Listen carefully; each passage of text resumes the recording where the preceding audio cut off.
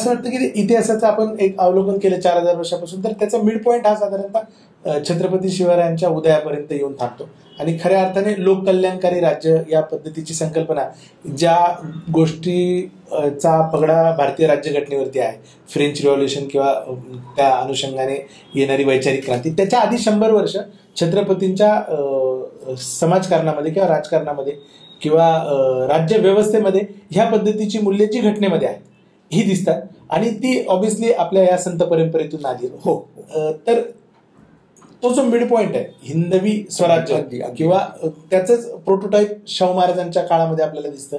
आणि त्याचा पण प्रभाव बाबासाहेबांवरती खूप होता, म्हणजे त्यांच्या विचारसरणीवरती. तर त्याच्याविषयी काय बोलतात? नाही, आता आपण जर छत्रपतींचा जर विचार केला तर न्यायमूर्ती रानडे यांनी पहिल्यांदा हा विचार मांडला.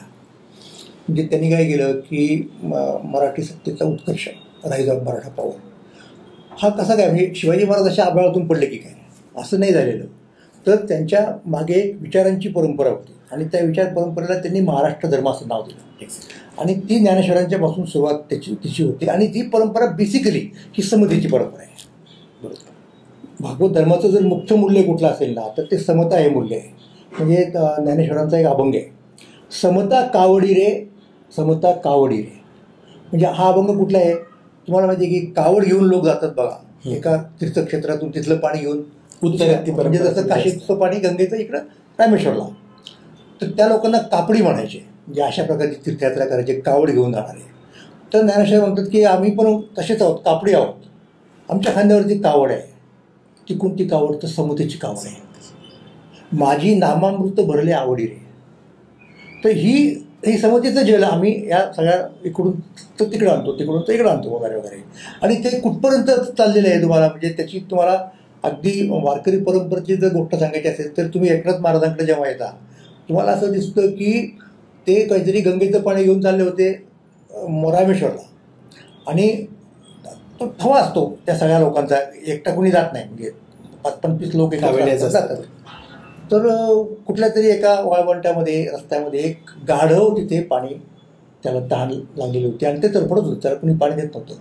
तर आयुष्यातून एकदाच आपण माणूस गंगेला जातो, ते सगळं आणतो, केवढं पुण्य मिळवायचं. पण त्यांना असं वाटलं की नाही, ते पुण्य क्षुल्लक आहे, याच्यापेक्षा कुठला तरी जीव त्याला आपण वाचवलं पाहिजे. तो प्राणी म्हणजे भूता परस्परे पडो मैत्र जीवाते, हे जे ज्ञानेश्वरांनी म्हटलं त्याचं प्रात्यक्षिक एकनाथांनी केलं की त्यांनी ते कावड खाली ठेवली, त्यातलं गंगेचं पाणी घेतलं आणि ते गाढवाच्या मुखात दिलं. तर हा मुद्दा फार महत्त्वाचा आहे की समतेची व्याप्ती तुमची कुठपर्यंत आहे, ही चराचरापर्यंत. म्हणजे तुकोबा ज्यावेळेला असं म्हणतात की वृक्षवल्ली आम्हा सोयरे वर्जय, म्हणजे पर्यावरण, म्हणजे ज्ञानेश्वरांनी सांगितलं ना की ते सर्वाही सकळ सोयरे होतो. हे भूतांच्या बाबत म्हटलं, ते त्यांनी अधिक एक्सप्लिसिट केलं की त्याच्याही पलीकडे जाऊन वृक्षवल्ली आम्हा सोयरे वंचले, किंवा झाडे झुडे जीव. आता वृक्षवल्लीत का होईना जीव असतो, म्हणजे जगदीशचंद्र बोसांनी दाखवून दिलं की वनस्पतीमध्ये जीव असतो, त्या तशा रिॲक्ट करतात बरोबर. तर तुकोबा पुढे जातात, झाडे झुडे जीव सोयरे पाषाण. म्हणजे चराचर सृष्टीचा मी एक घटक आहे, त्या सृष्टीशी माझं नातं आहे, हा एवढा व्यापक विचार आहे. म्हणजे अगदी जैनांचं नवकार मंत्र असो किंवा ज्ञानोबांचं पसायदान असो किंवा तुकोबांचं जे काय रंजले गांजले असो, हे सगळं मानवमुक्तीचं सगळं सार आहे आणि ते घटना त्याचं आश्वासन देते. हो हो हो. म्हणजे हा बोला ना. हा, ह्या पद्धतीचा म्हणजे महाराष्ट्र धर्म जो आपण म्हणतो, तर महाराष्ट्र म्हणजे आपण भौगोलिक अर्थाने म्हणतो, परंतु तो वैचारिक अर्थाने पंजाब, बंगाल बरोबर आणि या सगळ्या स्वातंत्र्य चळवळीत घेणार आहे. आणि थोरातांची अज्ञान ओळख नावाचं तुमचं पुस्तक आहे, त्याच्यामध्ये याच्या बऱ्याचशा या सगळ्या व्यक्तींच्या साधारणतः बौद्धिक बैठकीविषयी तुम्ही स्पर्श केलाय. तर ह्या सगळ्या स्वातंत्र्य चळवळीचा जर समुच्चय घटनेत आला असेल तर त्या लोकांविषयी काय? हा, मी तुम्हाला 2 गोष्टी सांगेन की माणूस हा अर्थ लावणारा प्राणी आहे, इंटरप्रिटिंग ॲनिमल. कारण तो भाषा वापरतो, तो बोलणारा लिहिणार. म्हणजे आता पहिल्यांदा लोक बोलत होते, पण मुख्यत्वे करून भाषेचा उपयोग करणार आहे. भाषेमध्ये अर्थ असतो. तर चळवळी कशी जातात म्हणजे का पुढे, बाकी चळवळीत अगदी पुष्कळ मारामाऱ्या होतात, युद्ध होतात, दंगली होतात, हाही चळवळीचाच भाग आहे. पण चळवळीचा एक मुख्य मुद्दा आपण नेहमी विसरतो की चळवळीमध्ये जे उपलब्ध भाषिक संचित आहे आपलं, त्याचा आपण अर्थ लावत असतो. आणि दोन पक्ष तुम्हाला एकमेकांच्या विरोधात दिसतात. एक अर्थ संकोच करणारे लोक असतात आणि एक अर्थ विस्तार करणारे लोक असतात.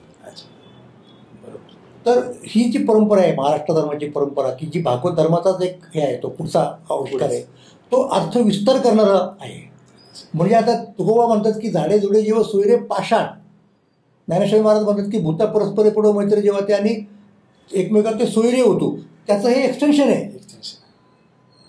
ज्ञानेश्वरांनी काय केलं, भगवद्गीतेचा अर्थ विस्तार केला. भगवद्गीता काय सांगते की माझ्याकडे आलेले स्त्रियो वैश्या तथा शूद्रा ते पियांती परामगती, स्त्रिया वैश्य आणि शूद्र हे भगवद्गीता सांगते. ज्ञानेश्वर काय करतात, त्याच्यामध्ये अतिशूद्रांचा समावेश करतात. तो मुळात गीतेत नाही, म्हणजे गीतेच्या अर्थाचा विस्तार केला.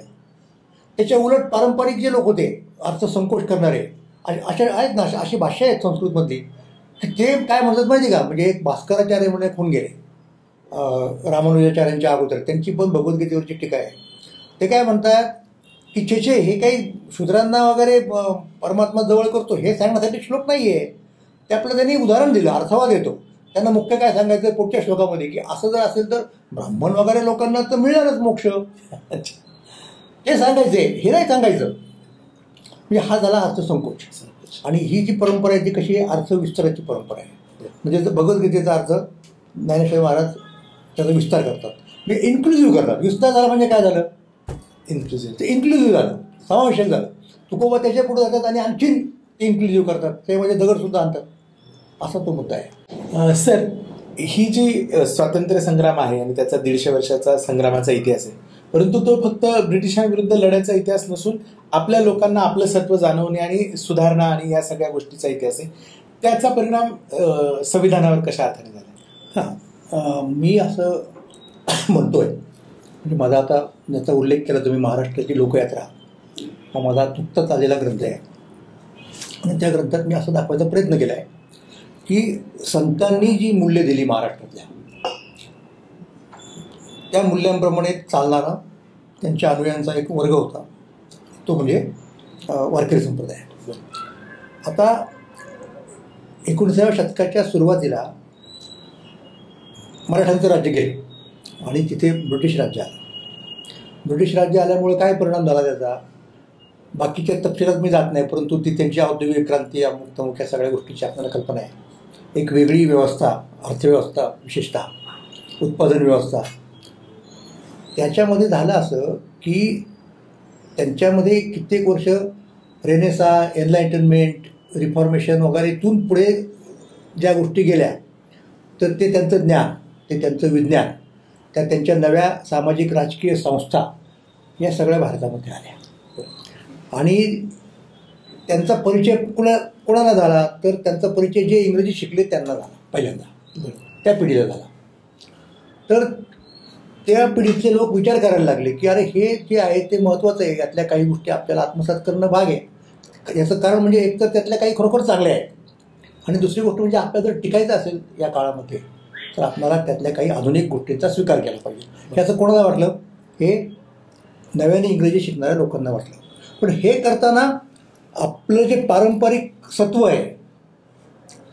आहे ते सोडता कामा नये. आणि ते इतकं अकॉमोडेटिव्ह आहे की ज्याच्यामध्ये आपण या गोष्टी निश्चितपणे, तर त्या लोकांनी संतांचा आधार घेतला. मग त्यांच्या ज्या चळवळी आहे ना, सामाजिक चळवळी, त्या आपोआप धार्मिक चळवळी झाल्या. म्हणजे पहिले दादोबा पांडुरंग ज्यांनी परमहंस सभा काढली, त्याच्यानंतर प्रार्थना समाजाचे लोक म्हणजे रानडे, भांडारकर वगैरे ही सगळी पिढी थेट विठ्ठलरामजी शिंद्यांच्यापर्यंत, आणि त्याच्यानंतर अर्थातच महात्मा फुल्यांचा सत्यशोधक समाज, या सगळ्या लोकांना आर्य समाजाचं वेगळं होतं, ते महाराष्ट्रातल्या माणसांनी काढलेलं नाही. दयानंद त्यांचा वेगळा मुद्दा आहे. तर ह्या तिन्ही लोकांच्यासाठी म्हणजे बघा की प्रार्थना समाजाचे लोक तर स्वतःला नवभागवत म्हणून घ्यायचे, म्हणजे भागवत धर्माचंच हे आधुनिक रूप मानायचे. पण त्याच्यापेक्षा इंटरेस्टिंग गोष्ट अशी आहे, ज्या तिघांची मी नावं घेतली ना, त्या तिघांसाठी विशेषतः तुकाराम महाराज म्हणजे त्यांचे फ्रेंड, फिलॉसॉफर आणि गाईड होते.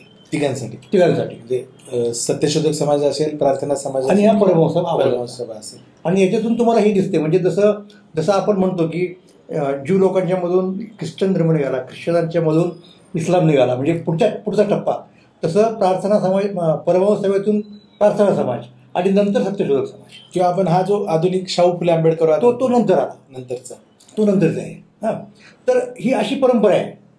तर त्यांनी ती मूल्य सगळी घेतली आणि आधुनिक पद्धतीने ती मांडली. म्हणजे संतांची परंपरा ही सुधारकांनीच सुरू ठेवली. बरोबर. पुढे आता दुसऱ्या बाजूला काय बघतो आपण की ज्यांच्याकडे ती जबाबदारी आली होती आणि ज्यांनी काही शतकं ती सांभाळली ते वारकरी संप्रदायाचे लोक. वारकरी संप्रदाय हा बेसिकली ग्रामीण भागात असल्यामुळं त्यांच्यापर्यंत इंग्रजी विद्या गेलीच नाही. अच्छा. त्यामुळे त्यांनी जे कार्य करणं अपेक्षित होतं एरवी अर्थ विस्ताराचं ते त्यांच्याकडून घडलं नाही. ते त्या संप्रदायाच्या बाहेर असणाऱ्या लोकांच्याकडनं घडलं. असा तो इतिहास आहे. म्हणजे ही जी संविधान दिंडीचा उपक्रम आहे हा उपक्रम खरं तर 150 वर्षांपूर्वी सुरू व्हायला पाहिजे. त्यांच्या बरोबर ना, त्यांच्यामध्ये संत आले, त्यांच्यामध्ये सुधारक आले. बरोबर. आणि मग त्या धर्म सुधारणेच्या अंगाने सामाजिक राजकीय सुधारणा करू इच्छिणारे जे लोक होते, जसे रानडे होते उदाहरणार्थ, तसेच शाहू महाराज आहेत. ते काय करतायत, ते शंकराचार्यांचं एक पीठ निर्माण करतायत. ते कशासाठी करतायत हे लक्षात घ्या. तीच गोष्ट बाबासाहेबांची आहे. बाबासाहेब त्या पुढे जाऊन या संत वगैरे लोकांची जी मूल्य आहेत ती असं मागे जाऊन शोध घेताना त्यांना काय दिसतं, त्यांना दोन त्याचे सोर्सेस दिसतात. एक उपनिषदांमधला ब्रह्मवाद आणि दुसरं म्हणजे बौद्ध धर्म. तर त्या उपनिषदांमधल्या ब्रह्मवादाचं ते हे करतायत, म्हणजे डेफिनेटली ते त्याची स्तुती करतात, त्याची प्रशंसा करतात, पण त्याला प्रॅक्टिकल व्हॅल्यू नाही आहे. कारण मग ती कुणीतरी जिथे माया आणली तो वेगळा मुद्दा. मग ते बौद्ध धर्माकडे वळतात आणि त्याचं पुनरुज्जीवन करतात. आणि मग ती मूल्य आपल्या घटनेमध्ये प्रतिबिंबित होतात. म्हणून मी असं त्यात म्हणालेलं आहे की या सगळ्या महाराष्ट्राच्या लोकयात्रेचं पर्यवसान बाबासाहेबांच्यामुळं आपल्या राज्यघटनेत झालं. एक्झॅक्टली. आणि ती कल्मिनेशन आहे. बाबासाहेबांनी जे मूकनायक सुरू केलं त्याच्या शीर्षभागी तुकारामांचा आणि बहिष्कृत भारताच्या शीर्षभागी ज्ञानेश्वरांची ओवी. आणि त्यांच्या सुद्धा भाषणात लेखनात तुम्हाला किती. तुम्हाला एक गोष्ट सांगू का, त्यांनी सविताबाई कुबेरांना जी पत्र लिहिली ती प्रेमपत्र आहेत. अच्छा. आणि त्याच्यात ज्ञानोबा तुकोबांना उद्धृत करतात ते. वा, क्या बात आहे.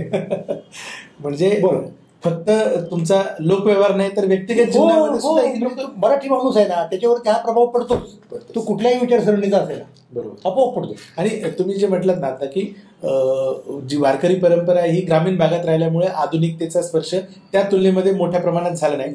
परंतु ग्रामीण भागामध्ये संतांची शिकवण ही जितकी जीवनामध्ये अंगीकारली गेली तितकी कदाचित आधुनिक लोकांना त्यांना जर तुम्ही याची जाणीव करून दिली आणि या दोन गोष्टींमधली काय कन्सिस्टन्सी सांगितली तर ते परिणामकारक ठरेल ना. कारण सामाजिक जीवनामध्ये आपण बघतो ग्रामीण भागामध्ये किंवा वारकरी परंपरेमध्ये जी समता, बंधुता आणि स्वातंत्र्य ही थोडीशी आंतरविरोध असणारी जरी मूल्य असली तरी ती त्यांच्या आयुष्यामध्ये इतकी खोलवर रुजली आहेत की त्यांना इम्प्लिमेंट करून ती कदाचित रुजू नाही शकत. तर हे जी मूल्य आहेत ह्या मूल्यांच्या आणि वारकरी परंपरेविषयी हो ना. म्हणजे आता समतेचं मूल्य उदाहरणार्थ मी तुम्हाला मग उदाहरण सांगितलं की ज्ञानेश्वर आहेत, मग पुढे एकनाथ आहेत, कशा पद्धतीने, मग पुढे तुकोबा आलेत, मग पुढे बहिणाबाई आहेत की त्या बहिणाबाईंच्या वज्रसूचीवरच्या अभंगांचा समावेश तुकाराम तात्या पडवळ यांनी त्यांच्या जातीभेद विवेक सार या ग्रंथामध्ये केला. अच्छा. आणि तो ग्रंथ महात्मा फुलेंनी प्रकाशित केला त्याची दुसरी आवृत्ती. ते आपल्या दुकानात विकायला ठेवायचे ते. एवढं या सगळ्या लोकांची होते. पुढे फुल्यांच्या पश्चात सत्यशोधक समाजात अनेक कीर्तनकार झालेले आहेत.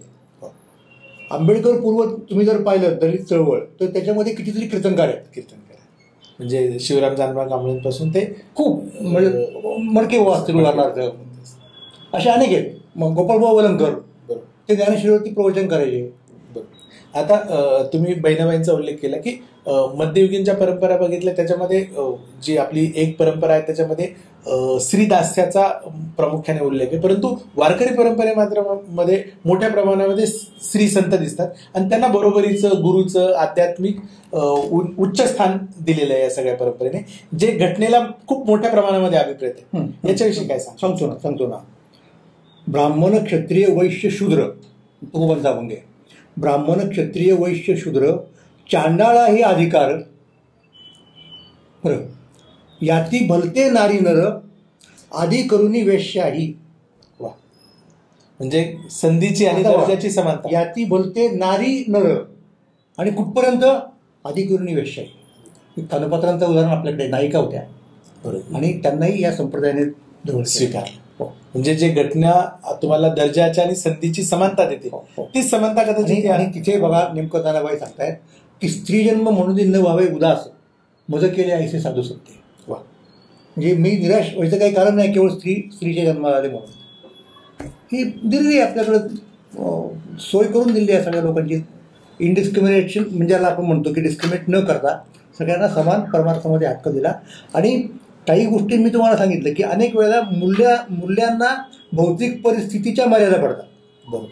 त्यात तुम्ही मूल्यांच्या आधारे नाही भेटू शकत, तिथे तुम्हाला भौतिक परिस्थितीमध्ये बदल करावा लागतो. बरं.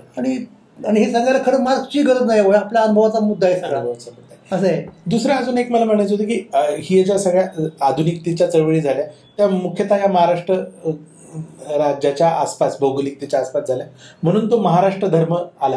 परंतु महाराष्ट्र धर्म काही ह्या भौगोलिक गोष्टीविषयी बोलत नाही, तर तो राष्ट्रधर्माविषयी बोलतो. हा महाराष्ट्र धर्म हाच कदाचित आधुनिक राष्ट्रधर्म आहे का? हे बा, महाराष्ट्र धर्माच्या बाबतीत काय झालं माहिती आहे का की दोन परंपरा परत आल्या. एक अर्थसंकोच करणारी परंपरा आणि अर्थविस्तार करणारी परंपरा. राजवाड्यांनी त्याचा अर्थसंकोच करायचा प्रयत्न केला की महाराष्ट्र म्हणजे त्रैवर्णिक अशा प्रकारचा. आणि राजवाड्यांनी त्याचा विस्तार करण्याचा प्रयत्न केला. त्याच्यात विस्तार केल्यानंतर त्याच्यात तुम्ही भौतिक परिस्थिती आणू शकता ना.